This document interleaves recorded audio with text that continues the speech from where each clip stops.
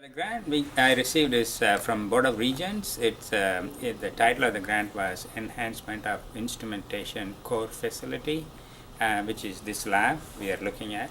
And this lab is instrumentation lab where we analyze chemical and bacterial analysis of any kinds of sample, whether it's water, solid waste, or soil, sediment, even air quality sample we can monitor here.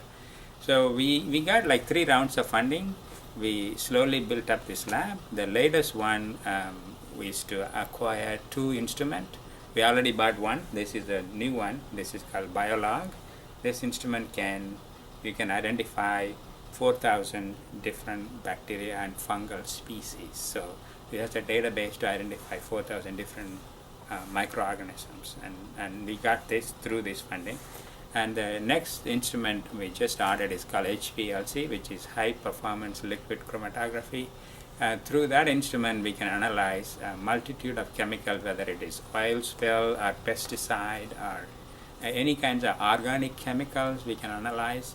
We can quantify, and we can also do qualitative analysis. So those are the 2 major instruments we're going to buy that will enhance this instrumentation facility. Then there are some other minor instruments like balances and pH meter. Those are also we're going to update.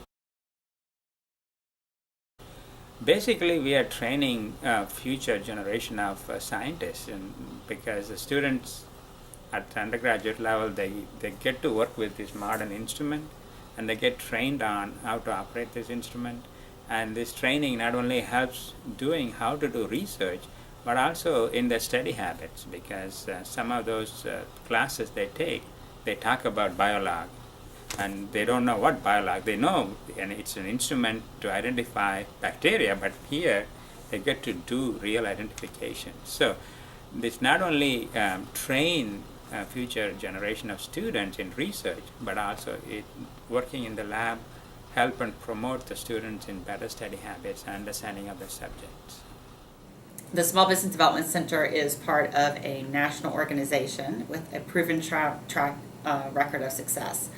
The SBDC, as we call it, is a highly structured, performance-driven organization with a high return on investment. Our performance measures are focused on job creation, business expansion, business financing, and business starts. Nicholls is recognized as a partner in our communications and our promotional materials with the Small Business Development Center.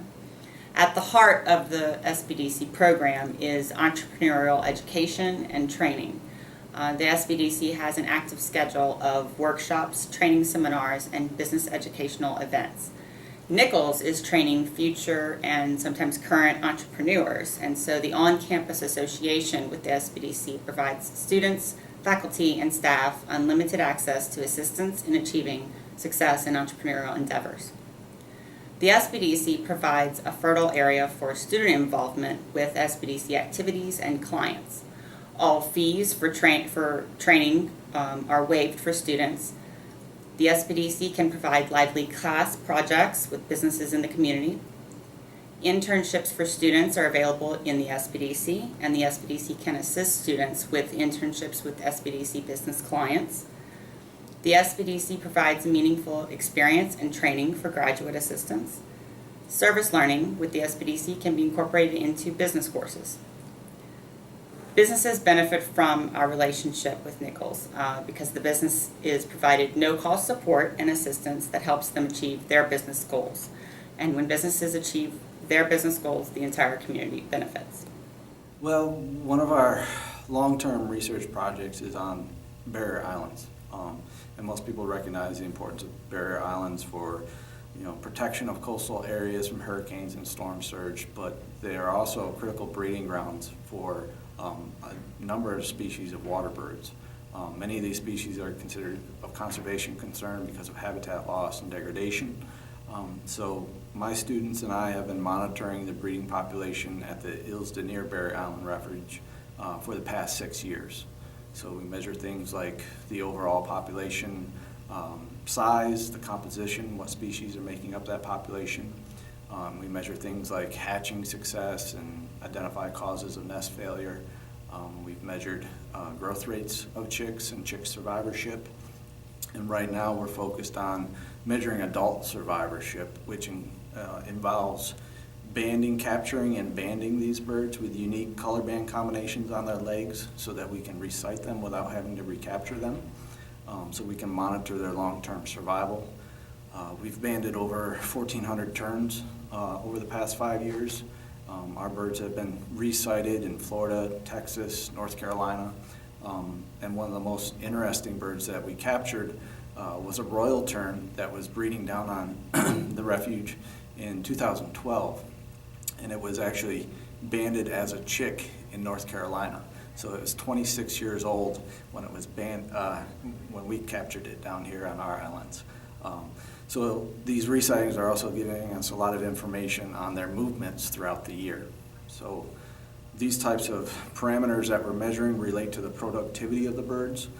So we can use that as an indicator of habitat quality and be able to evaluate restoration projects and ecosystem health of these barrier island systems.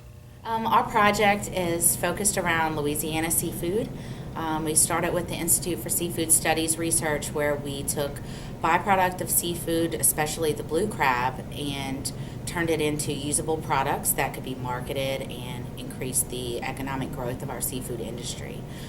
Currently, we're working with the Louisiana Seafood Promotion and Marketing Board, creating healthy seafood recipes and cooking techniques that we can then market to the seafood community and to our consumers to showcase how healthy our Louisiana seafood can be.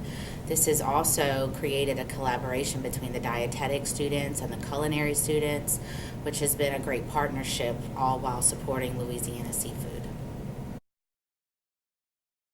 We used our money to purchase new equipment for our new culinary building that'll be coming up in a few years, and so we've been getting ready to use all that equipment and make it nice and shiny in our new building. So the work that we're doing in the upper Barrier estuary is we're going to put telemetry tags on largemouth bass, which means that we can acoustically listen to where they are. The tags emit a signal and we can pick it up on a receiver. And the reason we want to do that is that system up there, whenever we get a large rain event, the oxygen levels crash. They get really, really low, and it causes fish kills. And what we don't know is if the fish out there, we know that we can't catch them with gill nets. And what we don't know is if the fish die or if they leave and go somewhere else. And so with these telemetry tags, we'll be able to tell if the fish dies or if they are able to go somewhere else, to like maybe Lake des Amens. And not only that, but then when the water quality gets better in those bayous in the upper Barrier estuary, do the same fish return, or is it other fish that are colonizing those areas? And that's what we want to know, is how do those fish deal with these occurrences of low oxygen events. We bought already our receiver and the telemetry tags, and these are custom-made tags for us that we can attach to the fish. And then what they do is they emit a unique signal. And the receiver that we have an antenna that's hooked up to it. And when it receives the signal from the tag, it tells us what fish that is. And so we can track each individual fish has its own self, and not just know that there's a fish there, but we know what fish is there, so we can track individual movements of individual fish. And of course, we already have the boats that the department has and the vehicles to get us out there. And so, but the big equipment purchase that we had was this telemetry receiver and the tags, because the tags are, I think they're $180 a piece. So we've got 80 of them. So. The title of the project was a grant funded by Board of Regents, and the design of it was to simulate critical care nursing. So the title is Simulation of Critical Care, Enhancing the Simulation Labs here in the nursing department. So the grant funded the purchase of 2 simulators and all of the equipment necessary to simulate a critical care environment. And the purpose behind that is, now more than ever, nursing students need to be able to leave Nicholls and hit the ground running. And through simulation and providing the student with these learning scenarios of hands-on experience, whether it be, in a non-critical care setting or a critical care setting, that they have hands-on experience with performing CPR or functioning in a code situation, but in a safe simulated environment where they can make mistakes and it's okay. The students have embraced simulation 100%. They love it. They love hands-on learning. And you can sit there all day in a classroom and talk about it, but if you allow them to get in that simulation lab and do it, they just thrive on it. So the grant provided the funding for the 2 simulators, a crash cart, a defibrillator, a lot of bells and whistles, critical care equipment that we so needed. And the students seem to absolutely love it. And you're thinking, well, why critical care in an undergrad program? Well, now more than ever, patients are sicker than ever. And students have really embraced this and want to work in those high critical care environments, whether it's the emergency room or intensive care. And believe it or not, hospitals are hiring brand new grads into ERs and ICUs. So now more than ever before, we need to prepare students to be able to absolutely hit the ground running. And that was the whole purpose behind the simulation labs and the grant funding the simulation labs, was to provide the students with hands-on learning experiences to be absolutely prepared to care for patients once they leave. We have 2 operational grants for our department. One is from the Department of Children and Family Services, and it has 3 goals in mind: to establish safety, permanency, and well-being among families who are involved with the state system. The other project that we work with is the Nurse Family Partnership, and that is through the Office of Public Health, and it is to assist first-time mothers in promoting infant mental health with their firstborn child. This grant, the Nurse Family Partnership grant specifically, promotes bonding and attachment between the mother and the child, and the children are followed through age 2. So it's a longer term project in that we establish long-lasting relationships and provide therapy to families for about 2 years, which is atypical compared to most other grants where therapy is more short-term and solution-focused. The community sees many benefits because we see a decrease in people affected by poverty, unemployment rates, a decrease in child abuse, a decrease in involvement with state systems, such as the welfare system, and we see an overall increase in proactive behaviors and adaptive behaviors. Well, the research I'm doing here at Nicholls State is with the eastern oyster. 40% of all the oysters consumed in the United States are produced right here in Louisiana. And we work both with the commercial fisheries and also look at the habitat ecology of the animal. I'm showing you the animal right here. It's a very unique animal in that once it settles to the bottom in a bay, it never moves again unless a predator gets it or it gets harvested for commercial. And the work we're doing right now is looking how the oyster produces massive reefs and protects the shoreline, coastal shoreline. We get a lot of erosion here in Louisiana from our marshes, from wind activity in the bays. And we're using the oyster to line the shoreline to produce kind of like a barrier, a natural living barrier. And we're in the 7th year of an 8-year funded project by the federal, state, and university. We've had 6 graduate students and a number of undergraduates working with us over the course of those 7 years. And actually, I've been working with oysters for about 35 years now, so we've done a lot of work with the industry in terms of habitat mapping, growth studies on when they should harvest and things like that. The grants that I'm involved in deal with professional development of mathematics teachers. Primarily, we worked with 3rd through 8th grade teachers for the past few years. These teachers are teachers in St. Mary Parish. We have a current grant that's $165,000, but we spent the last 3 years with these not the same group, but the same parish that we work with, and about the same amount of money, $165,000 per year. We're looking at working with these teachers to get their content knowledge at a level that's necessary for them to teach in the classroom, to be able to work with the students. We're looking at their pedagogical knowledge so that they have the methods to teach the mathematics and to work with their students. And so it's a twofold process. We're looking to increase their content knowledge, whereby we improve the achievement of the students on high stakes testing. Of course, we want to increase the students' knowledge, but the ultimate measure is that high stakes testing. We're going through a big transition with Common Core, so therefore there's a lot of new things coming out, and we're working with the teachers. We're looking at rigor, we're looking at coherence, we're looking at a number of different things, different practices that are going to be used, that are being used in teaching mathematics. And that's our primary goal, is getting these teachers ready in the classroom to teach mathematics so that the students can understand it. We teach it from a hands-on approach. That's the biggest thing that we do. The teachers come in, they experience the mathematics, they take those experiences back to their classrooms. Andy, thanks for doing this. As you know, Geomatics is the only program in the state, and Geomatics involves land surveying and all the emerging technologies such as geographic information system, global positioning system, remote sensing, laser scanning. So as you can see, we are tied with a lot of emerging technologies. So it's not just enough to go and teach. In our discipline, it is critical to update our knowledge through research and research in these emerging technologies.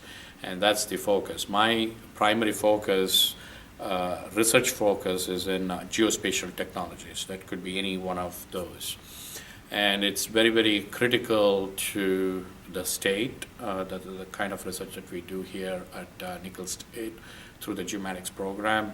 For example, we are looking at various efficient ways of mapping the coast as related to coastal erosion, subsidence, and whatnot, and provide support to our offshore industries, petroleum and oil and gas industry. Likewise, we are our research is looking into some of the infrastructure such as levees and control structures that are maintained by Army Corps of Engineers. So what I tell my students, the reason research is important in our field is the example that I give, or the quote that I give, is something similar to changing your tires while driving your car, because the technology we are so tightly integrated with technology, and the technology is changing fast. So research is very, very critical. Also, if you look at the state, when I took over as the department head, one of the letters that came through my desk is an invitation to Shrimp and Petroleum Festival held every year in Morgan City. When I looked at it, it didn't make a lot of sense. But if you look here, the livelihood of southern Louisianians is dependent on energy and seafood. These are two contrasting resources, if you will. We have to have a delicate balance. Imagine putting a can of shrimp and a can of oil and on your dining table, then you see what I'm talking about. So we look at all those, how to map the resources, and can we come up with a solution to all the environmental problems that is facing South Louisiana. That's the focus of our research.